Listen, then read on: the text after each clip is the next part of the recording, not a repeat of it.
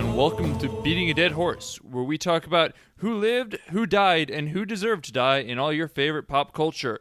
I'm your host, Sean McKinda. And I'm your host, Jackson Keller. And this week we're going to be talking about Attack on Titan, Season 2, mainly. It's definitely going to dip into some not Season 2 stuff. For those of you who don't know, Attack on Titan is the story of a very angry MacGuffin who can turn into a very large, very angry MacGuffin, and the people who support him throughout his angry MacGuffining. You just keep raising the bar on those plot summaries, man. You know, I couldn't have said it better myself. Before we jump into it, I would like to point out, get this out of the way right away, that we are specifically talking about the anime. I know that I have not read a single page of the manga. I know that you were looking at it for a little while, but I don't know if you ever got past where we're at in the anime. No. That being said, though, I have, because it is impossible to look up literally anything about this show, like even I was trying to look up the picture of a character and I found out a spoiler. So I'm going to do everything in my power to keep this within the confines of Season 2 of the anime. However, if I say something that is outside of that, I apologize profusely, and we'll try and edit it out.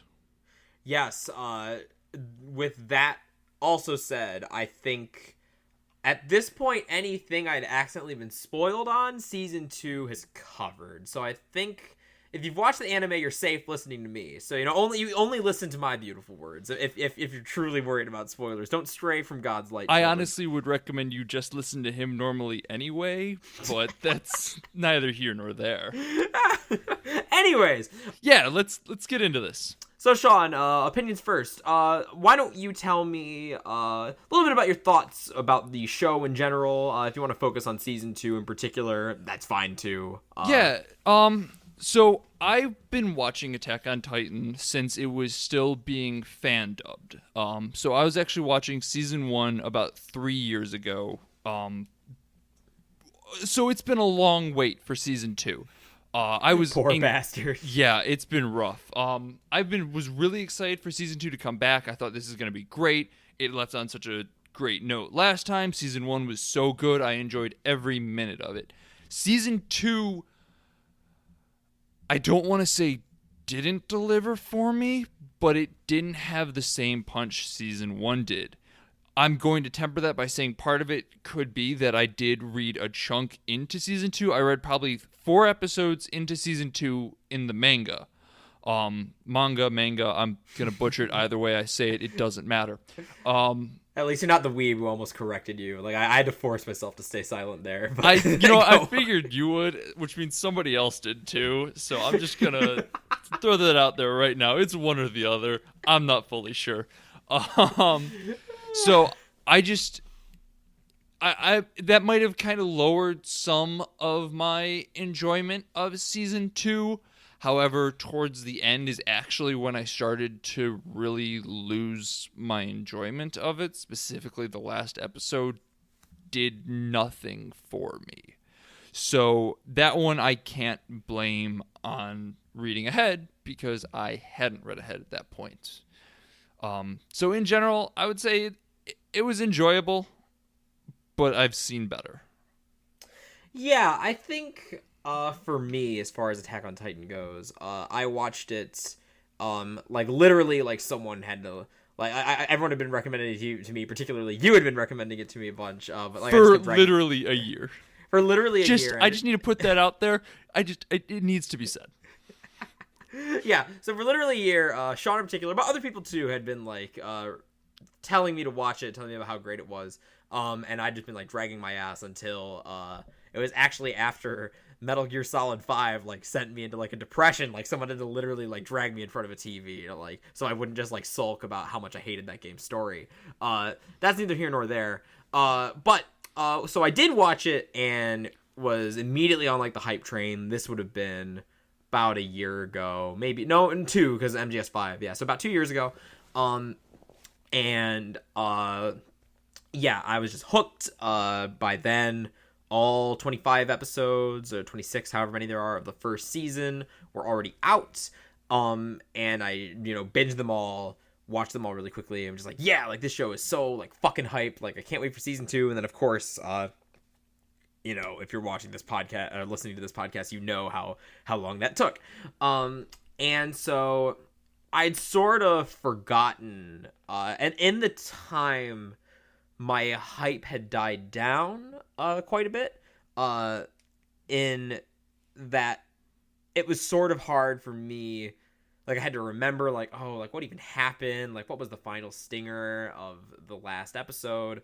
So the hype had died down quite a bit, and at the start of the season, particularly around episode 2, where it was a whole episode about Potato Girl, and I was getting a little worried. I was like, ooh, like was this not as cool as I remember it being? But with that said, overall, with the rest of season 2, my opinion on it and kind of the show as a whole has tempered a little bit to not being like quite the same like hype high that I was when I first watched it, but also not to this like, oh, like what a bad like overrated show. It's become kind of a whipping boy in the anime community in recent years, not to the extent that like Sword Art Online is, but like when you see the show talked about online, it gets a lot of smack thrown at it, and some of it is maybe deserved. I think a lot of it isn't. Overall, I just think this is a really, really solid show. The characters work just well enough. They're not the deepest characters in the world, but they've got their own quirks enough to be interesting. They serve their purpose. They do a nice job of furthering the story and creating believable tension. They work is just like how I like to put it. Like they work. And the mystery elements, the show kind of goes like, it's like a freight train, just like keep going, like try to introduce like new like plot threads and mysteries, and I've been enjoying it up until what? Oh no, it's not gonna lost us, is it? Well, that's what I was about to say. So sort of the problem with a show that hinges upon some sort of mystery is that the possibility that you'll get to the end and it just won't be worth it, and it'll just been like completely out, like fluff, like garbage, like not worth watching. And so like Attack on Titan week to week, I'm kind of swept up in the action and the visuals and the characters, and I've been enjoying it, but part of that is the caveat with each sort of new plot twist that eventually I'm hoping we're going to get somewhere interesting. And although I think I wasn't quite as negative on the last episode as you were, it was, I think, the first time in the series where I had begun to worry that, like, okay, like, maybe maybe this isn't leading anywhere that interesting. Like, maybe he's, like, the author has just been, like, throwing stuff at the wall the whole time and seeing what sticks. Because I'm starting to see the cracks a little bit after that last episode, and that's worrying, but it wasn't enough to make me feel negative about the season overall. Still thought it was solid, still think it's a solid show. Tuned in, every week, excited to see kind of what happened next, and that's pretty much all I can ask for from this kind of story for me. Yeah. So I think in defense of the show, actually, just kind of as you were talking, I made the Lost comparison.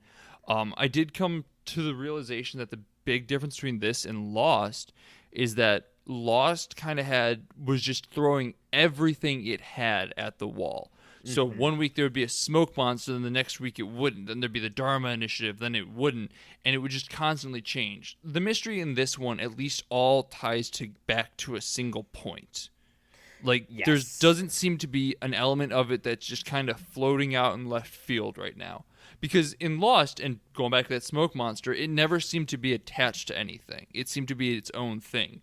The polar bear was its own thing. And I know this doesn't mean anything to anyone who hasn't seen Lost, but just trust me, it made about as much sense to you as it did to us. So I think Lost has kind of reputation now, particularly for, I mean, it's what you immediately thought of when I was like talking about the same concept, the idea of this like these sort of mysteries that don't add up to anything. And in that sense, Attack on Titan definitely doesn't have to worry about that so much, because it's the rules of its world and like are much more consistent, and really it seems like at least now until now with the sudden we're getting into spoilers, aren't we? Kind of, but at the same time, this is this can't even be considered a spoiler barely, because this is the one thing that stood out to me in this episode as so out of place. Like, it doesn't feel like it would spoil a thing because it doesn't feel like it belongs. No, you're totally right. So, without really saying anything about why they that's the other thing, is that like we don't understand like why anyone goes here or ends up here. Just there's this sudden revelation of that there's this underground city in the walls, and that just raises so many questions. And for the first time, I feel like the world of Attack on Titan does not exist beyond like what we see. Like the idea of like the walls, the like sort of the mystery of like what's beyond the walls, like what's in Aaron's basement, like what's all this. It felt like he had an answer for those things. Like it was all cohesive, like it was all building towards one point, and every element of the world fit together like a nice puzzle. Yes. And now particularly with that underground city element, but a few things in as well in the last episode that felt maybe a little out of left field, or a little undercooked, or a little anticlimactic. Well, why don't you dive into those? Let's call this the spoiler point if you are still listening after our weird pseudo spoiler warning. What felt so weird in the last episode? It's it's a little hard to put my finger on, and I don't want to linger on it too much because we have some deaths to talk about. And, we've got lots. Well, yeah, kind of. That's what's weird about this season, and that I think part of it is that people have complained, kind of poo-pooed Attack on Titan in the past for saying that not a lot happens. Like in that, I remember complaints about that last season about like, oh, like it's just like 3 episodes of them like riding horses in the woods, and I think that's a little reductive. And I saw this complaint with this season as well, since so much of it was about the chase, chasing down our Mr. Large MacGuffin Man Aaron being taken away by Reiner and Bertholdt, the Mr. Magoofin. Mr. Magoofin, the armored and colossal titans. So much of that was dedicated to the chase, that the fact that the result of that chase, like nobody really dies except for a kind of like in the grand scheme of things pretty minor character. I would say tertiary at best. Yeah, tertiary is a good way to put it. It's like not even on the level of like Potato Girl or Connie or like any of the other like recruits, like not even the B tier, like the C tier. He was important in it's Hans for those as we are just playing the pronoun game at this point. Sorry, yeah. No, he was really important in the first like couple episodes of the first season. And I think the idea was for his death to kind of hold over into the second season for it to be really impactful. And they kind of referenced him in a couple flashbacks throughout, but I never connected with him like I did in the beginning of the first season. And it might be that there was a 3-year gap between when I watched season 1 and when I saw season 2 that really had some bad damage to it. But yeah, the gap really did it no favors in terms of like anything. Yeah, and in terms of anything, like it didn't feel like quite the like I think the season would have gone over a little better if it had just come like right after and just been like kind of more and helped kept the propulsion of the hype going.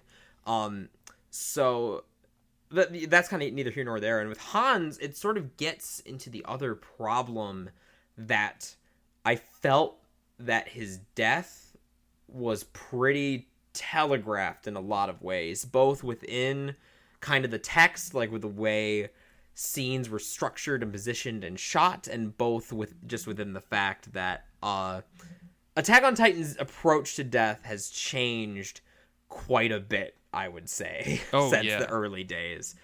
And so with Hans, by the time he kind of shows up again and is giving his pep speech to Mikasa and Armin about how like we shouldn't give up, we should like chase after Eren, like that's what he would do, all that whole scene, that didn't register with me as like the kinder older mentor, like, helping our like heroes get back in the fight. That registered with me as like, oh, okay, Hans is gonna follow him and it's time for him to bite Zadusto.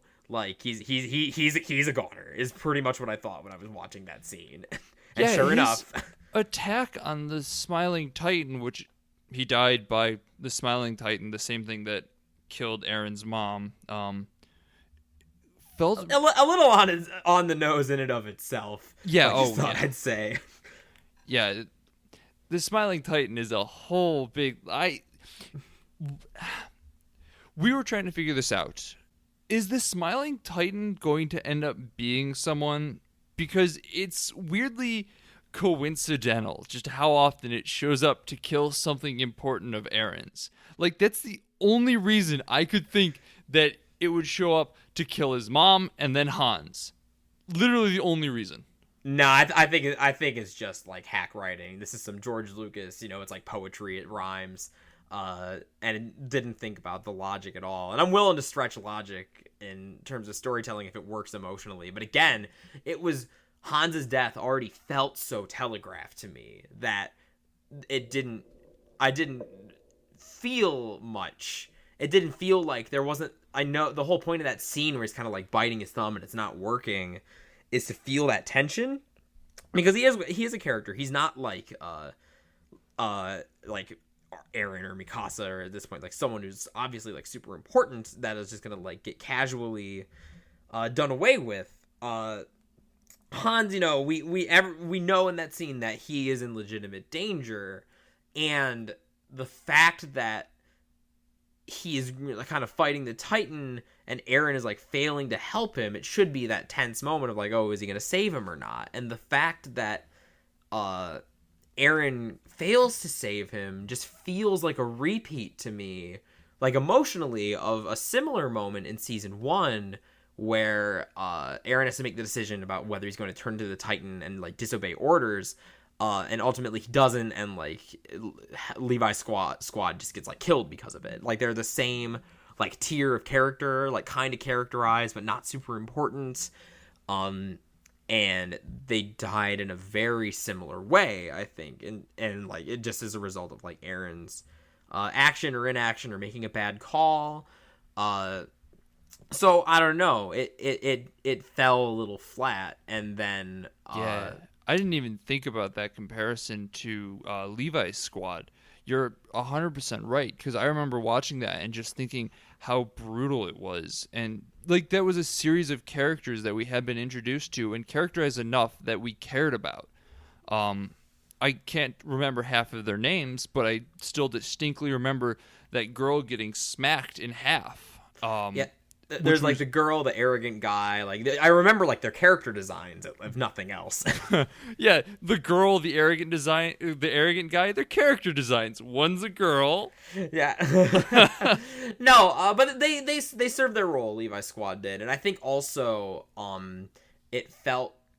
What was more interesting about that moment to me is another element of this show that often gets kind of slagged off is our protagonist, is Eren Yeager himself.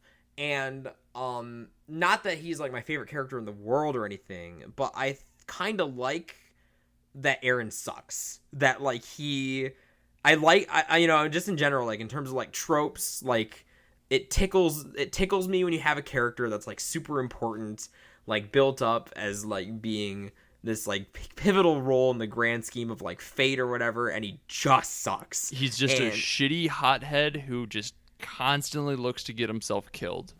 Yeah, and so I like that about him, and I think that also is a bit of a difference with the Levi squad scene and the Han scene, is that in the Levi squad scene he makes on the surface what finally seems to be like the right call, what finally seems to be like, listen to his commander, like stick to the plan, don't lose control, And the squad like still like is just like heartlessly like fucking murdered for it. Like everything goes wrong. Whereas this was the much more typical like shonen protagonist thing of like, oh, I've got my secret power. Like I'm trying to make this power work, but I'm not strong enough. It's not working. Like why can't I get it? And it's just a lot less compelling. And we're not, because we've seen Eren like fail and fuck up so much now that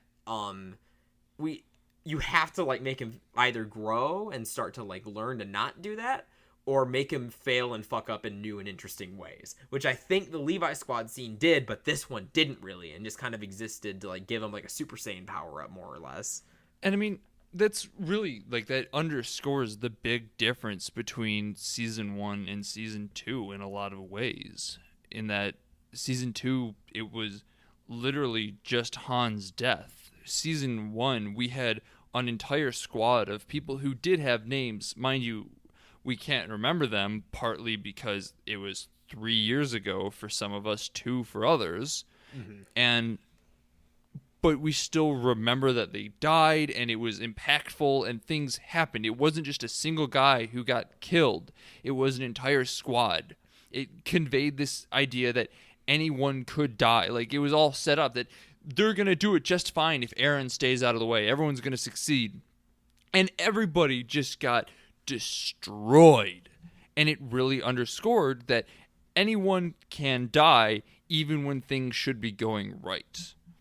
Even the like biggest baddest squad, like this is Captain motherfucking Levi's squad we're talking about, and they still like couldn't do anything. Like they were just one mistake away, like one thing going wrong from getting them all taken out. And I think this is part of what bothers people about the show in its current state, because there's definitely been a shift, and I think that it occurred around the time, like maybe a quarter of the way through the first season, when we first see Eren's Titan power, because that's sort of the fake out, and that the really effective, you think that Eren's going to be doing like the typical shonen protagonist thing, and then it kind of, and then you see him get fucking swallowed up by a Titan, and you think that's it, and it seems like Mikasa is going to be like our new protag. And they're kind of doing the Metal Gear fake out, like the protagonist switcheroo. They don't do that, and that obviously like had a lot of implications, like just on the plot of like now the story is much more. It's interesting. I've heard Attack on Titan described as like a mecha anime, and like that's not totally inaccurate. Like if you think about it, like they got like the big, like they're not robots, but they have like big weird powers, and like it's focused on like giant battles more so than the survival aspect now. No, that's 100% accurate. I'm watching Gurren Lagann right now, which is just a mech anime about getting the biggest penis before your opponent gets the biggest I mean robot before your opponent gets the biggest robot, and that's all it is. It's just who can punch harder because their will is stronger. Yep. And that's what that's what Gurren Lagann is for sure, and I'm extrapolating, but I have to imagine that a lot of mech animes work similarly. Yeah, and but so it's kind of following a different set of rules now, whereas before, like if it's and I think there's a little bit more the way the Titans work with kind of their individual weird like powers and quirks, like the like hot steam expulsion that like the Colossal Titan can do, and like the like skin hardening that the Armored Titan can do. Not the Armored Titan, like the Armored Titan just says armor, but like the skin hardening that Annie can do. It reminds me kind of like JoJo or like Hero Academia, and how like everyone has like a weird thing that they have to like in fights try to work around. But that's just sort of in terms of the way the action is structured. But in the beginning, point being, show wasn't like that at all. Show was much more of like an apocalypse show, much more of a survival show. Like, Walking Dead is used as a big comparison that I think is pretty apt. Even closer in tone to something like Game of Thrones. Yeah, we saw no real loyalty to characters in the beginning. People were killed to show that people can be killed, and it worked really well. Aaron, like when we all thought Aaron was gonna die, and we thought he was dead for a solid episode. Yep. It was impactful, and it really kind of hammered home a lot of the situation. And yeah, when he came back as the Titan, it was still pretty interesting, albeit for a different reason. But his death and return symbolized a change in what the story was. And it wasn't immediately clear because we still had a couple of really tense moments throughout season 1 where it did still feel like anyone could die. And a lot of people that we did like and care about at that point did end up biting the dust. But when season 2 rolled around, they kind of really just dropped the last facade that anyone could die and left it to Hans. Yeah, because at this point it's like I never felt like the you have your tiers. You have your tiers of like who has plot armor, and right now I think it's interesting that like of the named like cadets, like the people who were in the class with Eren and Mikasa, like they were all either Titans or like they haven't died yet. And I know that like a bunch of cadets in the beginning, like in that scene where Eren gets killed, die, but like they weren't really like I'm facetious when like I call Sasha Potato Girl, but I know her name is Sasha. I know Connie's like the bald Krillin looking guy. Like there's Jean and Krista and Ymir are like important, and like they've been important, and now it feels like they are just in this tier of nothing is going to happen to them, like in action. Yeah, and you're totally right, but they could theoretically kill Connie or Sasha, and I think it would be really good, honestly. I think it would shake it back up so that everyone goes, oh shit, these people that we've been with since the beginning can still die. I think what maybe let the air, thinking about it a little bit more, what maybe let the air out of the balloon, in my case, was I think the worst episode of the season was the second episode, that was all about Sasha. And not because she's like the worst, like most annoying character in the world or anything, but just because after like the wait and coming back, and after having what I thought was a solid intro to the season, just having a whole arc, like a whole like 30 minutes centered around Potato Girl, was a strange choice. And in some ways that continued to be reflected in the focus on side characters, like Connie's mother is how they like find out that the Titans are people that have been like experimented on or turned into or whatever. Krista and Ymir are like, two like pretty lower tier side characters that suddenly become like really important. Jean and Berthold, not John, Reiner and Berthold, obviously. But so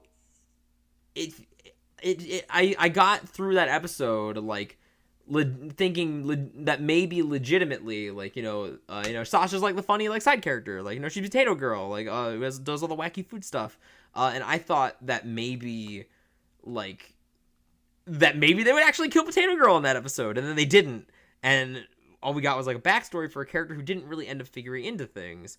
So that leads me taking that with the rest of the season, how like everyone is a Titan or everyone in the cadet range is suddenly important.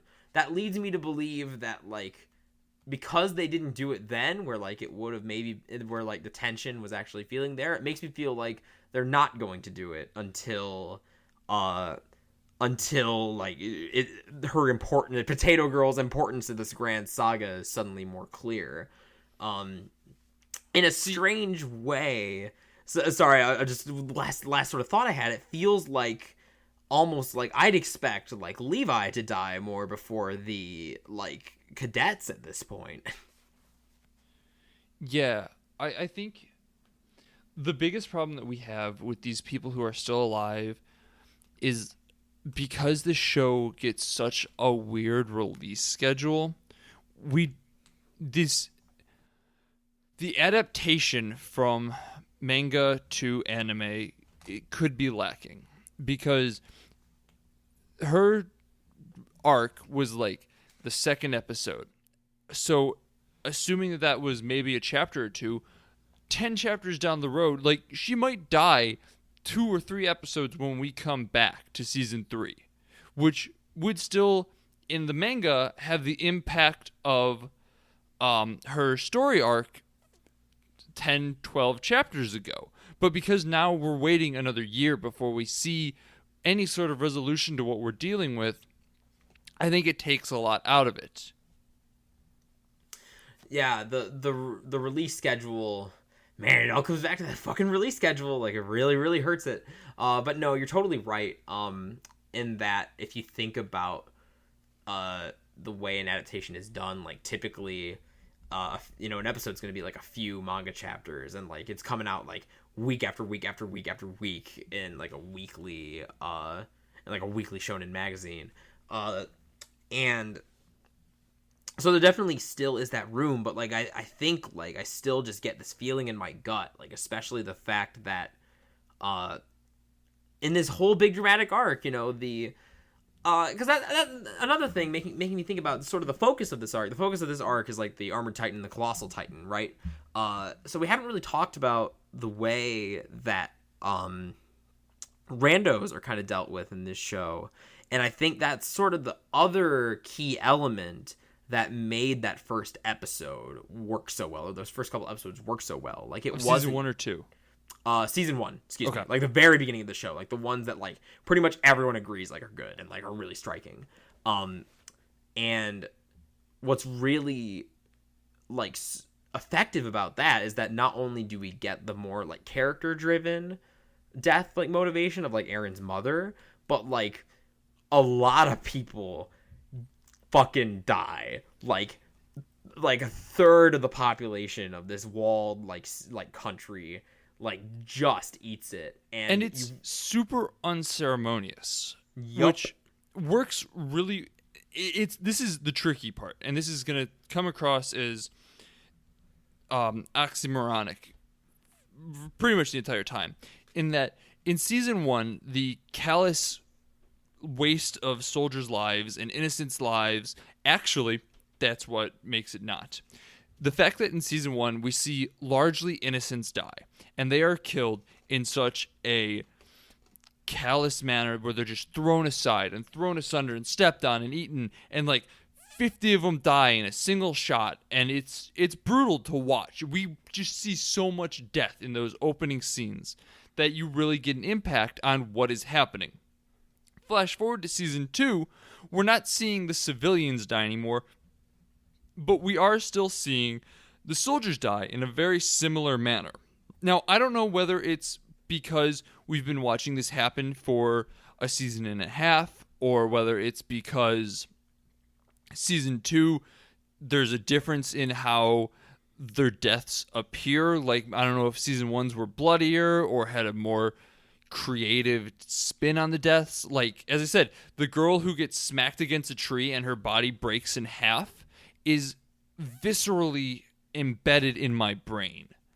But watching season 2, no one dies.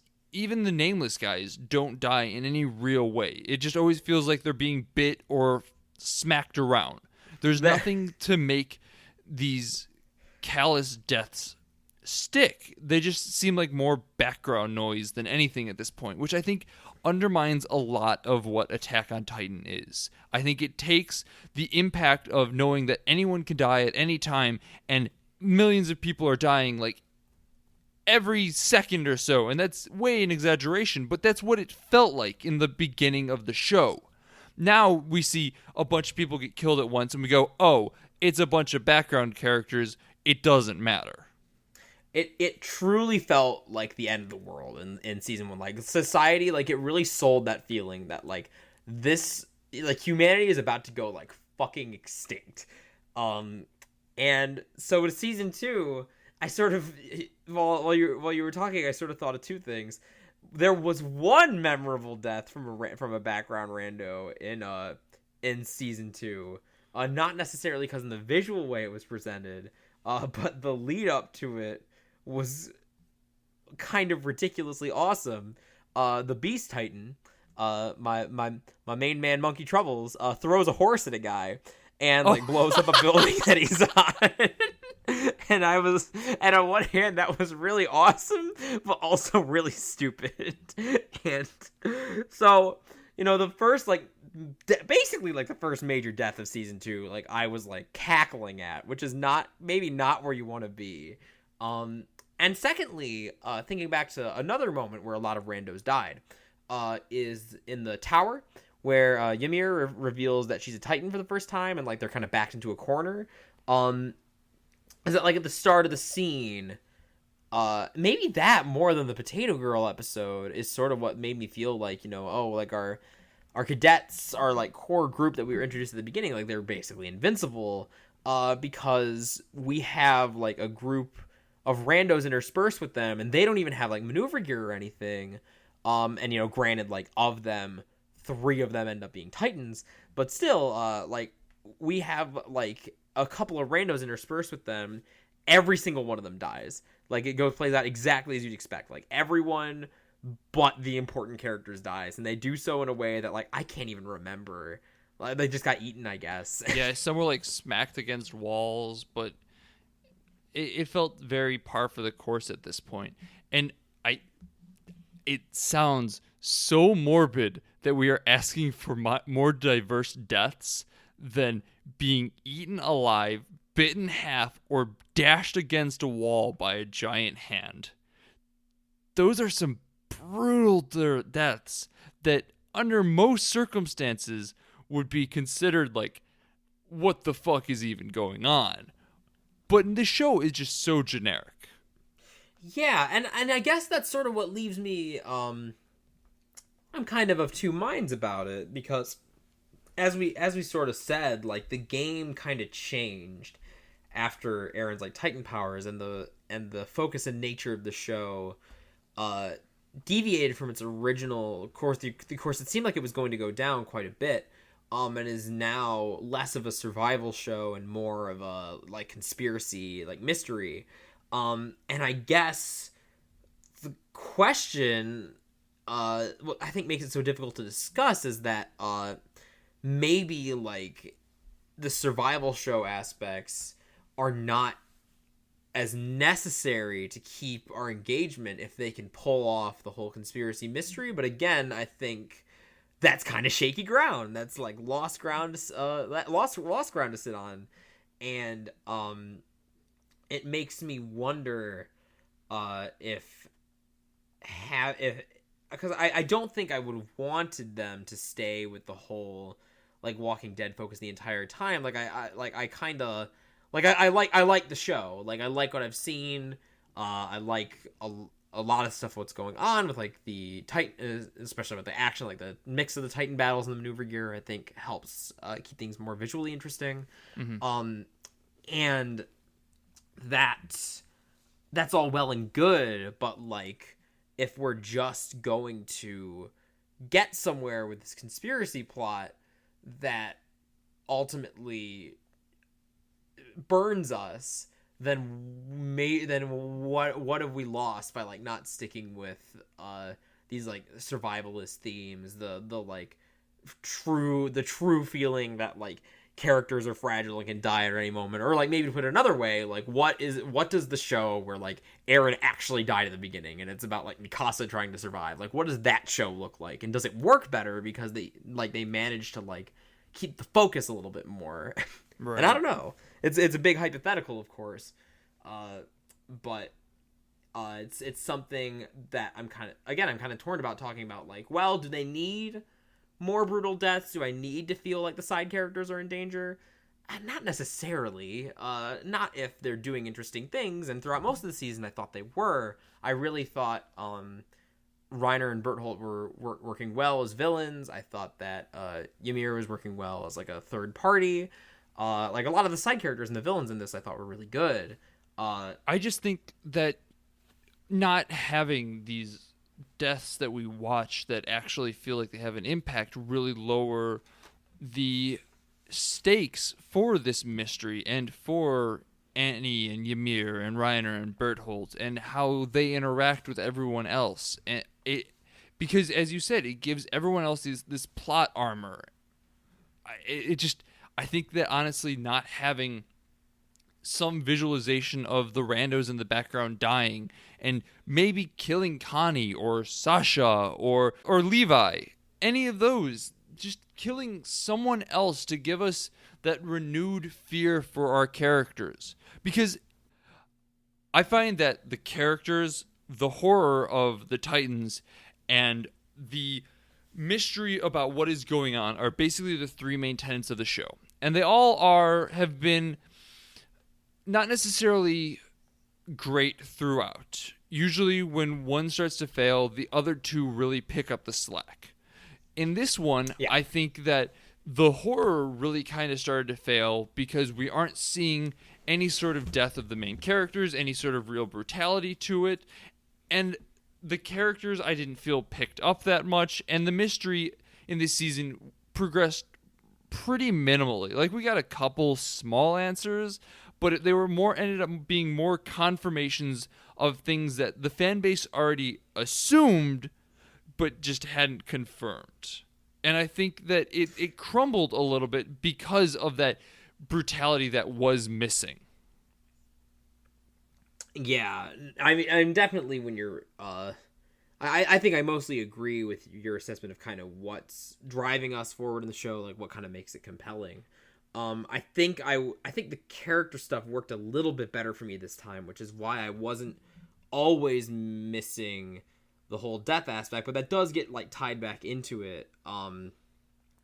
And I think the other thing you hit on that is really important and with the mystery is that not just the fact that we could get to the end of this mystery and that it doesn't turn out to be worth it, but like the fact that the mystery was kind of obvious, which is also maybe a problem that's like still happening with the show. And definitely like when your focus is like you're kind of this like breathless, like week to week, like cliffhanger upon cliffhanger pace, if you can sort of, if the whole point is to try and like pull the wool over your eyes, like trick you, if you can see the trick coming, then it definitely again lets a lot of the air out of the balloon.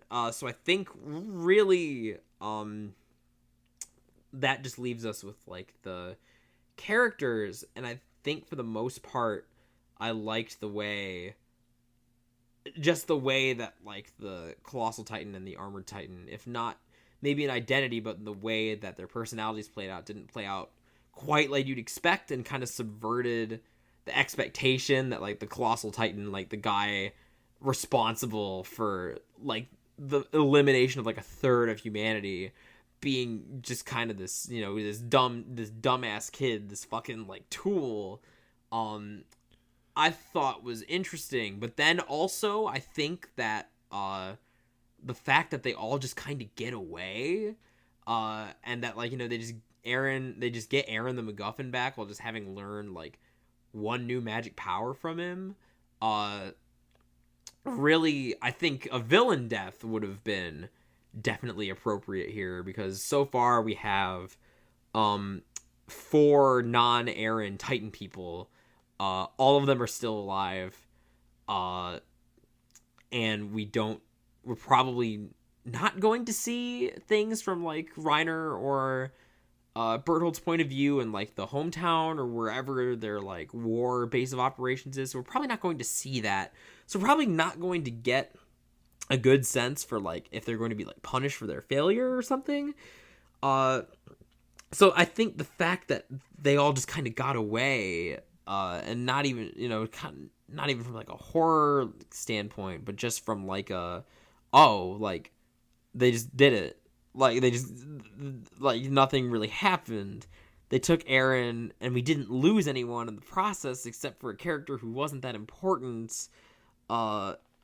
It felt like, I guess it just felt like such a roundabout way to learn about his new ability. You were talking about the comparison about how it became much more just standard shonen style. Yeah. And the fact that the villain just gets away to come back later is so shonen. Like, I can practically see them just shaking their fist, just like, I'll get you next time, Naruto. I know you beat me this time, but I'm gonna go train, and I'm gonna be even stronger next time, and you'll see, you'll learn. It does, it, it feels, it doesn't feel in the spirit of the show that was. No, definitely not. The one interesting I did think about that about that last episode was when they were hanging out on the wall, Reiner and Bertolt and Ymir, and they were just sort of talking about like, well, like we fucking blew it. Like the attitude seemed to be less like, or like we'll go train and kick his ass, and more like, what are we gonna do? We had one chance and fucked it up. So I guess this is kind of like a question mark for me, because I think that could maybe be a compelling element if we started like seeing some more stuff, but that would also like, we're not going to see that, because then that would reveal the hand on the mystery, which they're not going to do this early on. Yeah. So really it in practice it just ends up being what you were saying, like, like Kakarot, like gotta go increase my power level in the meantime for our next rematch. Like, yeah. Plus, the ending, I mean, I guess kind of give an idea on how I was feeling at that point. I forgot that they had that conversation on the wall. I had, at that point, basically tuned out the show? And I was only watching the show. Like, I wasn't doing anything else. This is a show that I genuinely loved the first season of. I was so excited for this to come back. It was fantastic. Its return, not the show itself, mind you. But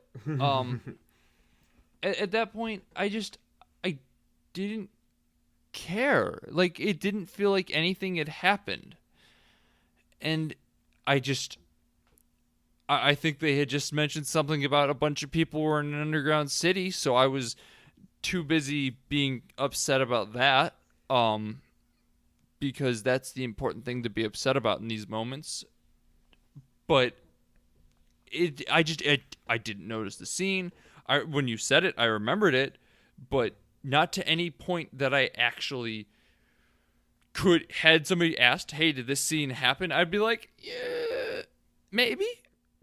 It sounds like... It sounds familiar. Yeah, it might have happened. It doesn't sound implausible, but I don't know for sure.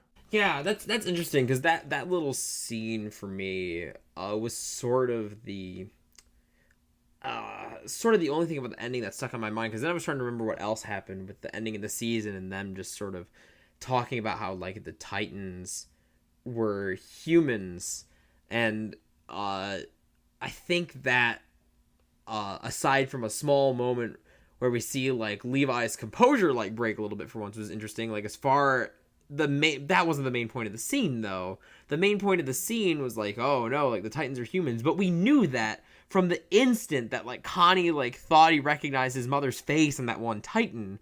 So again, like the mystery element isn't really pulling its weight right now either. Yeah. I mean, I would argue that we had that suspicion since somewhere in season 1. Oh, sure, but like, yeah, like Connie's mom definitely solidified it, but the point is that like the show, by the time we got to that last episode, the show still treated it like a big moment, like them saying like once and for all, like, oh, the Titans are humans, and here we are saying like, finally, like, took you long enough. Yeah.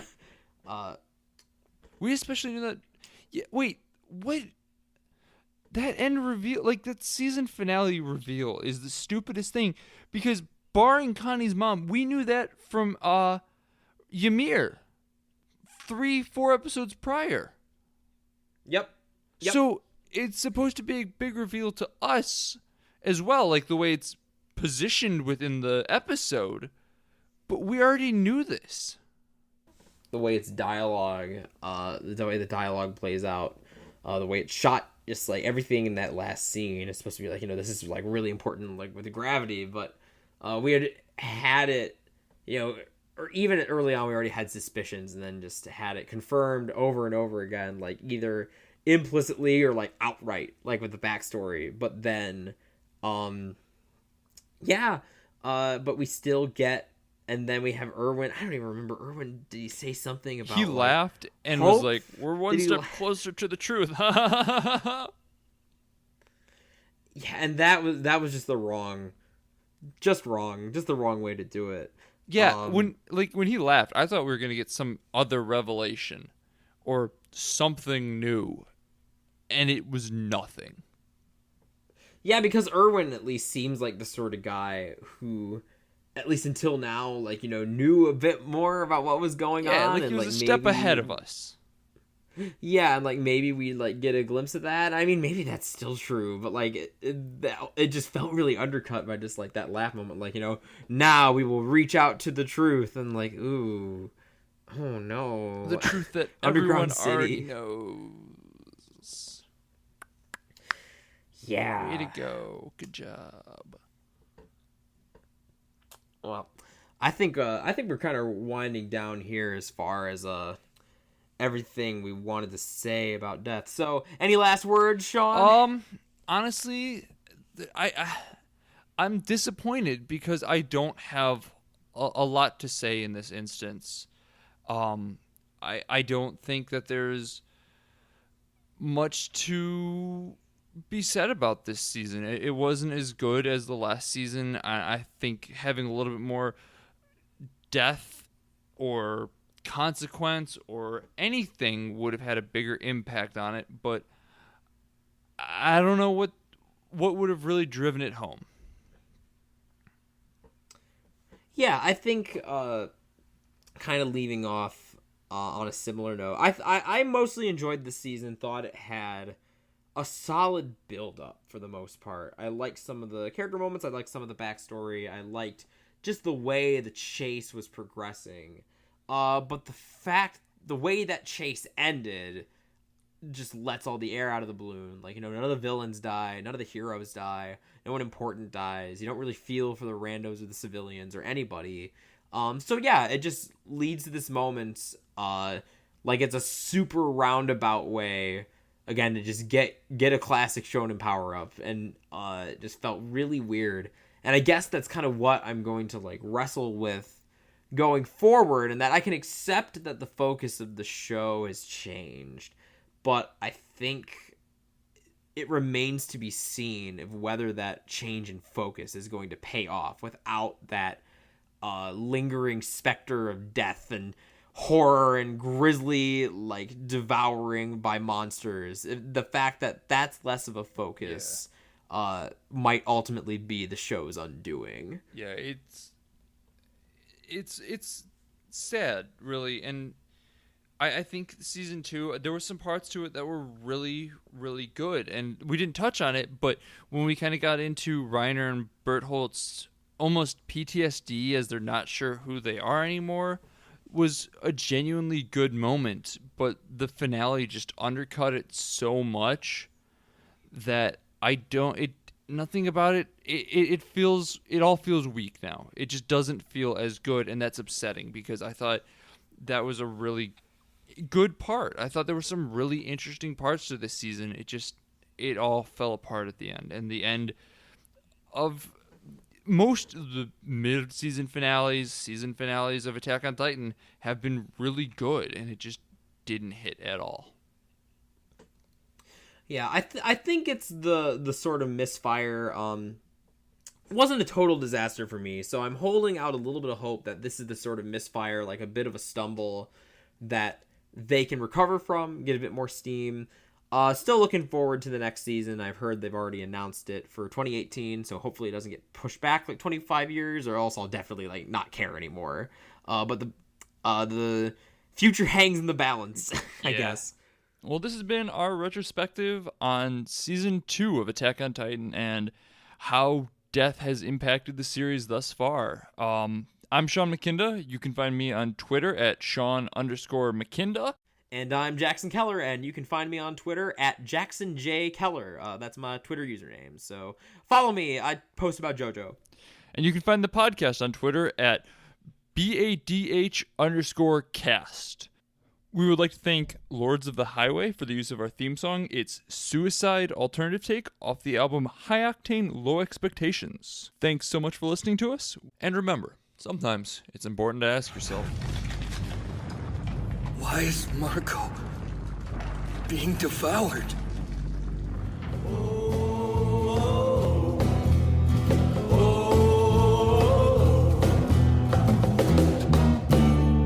Don't you go into the ground. Don't you go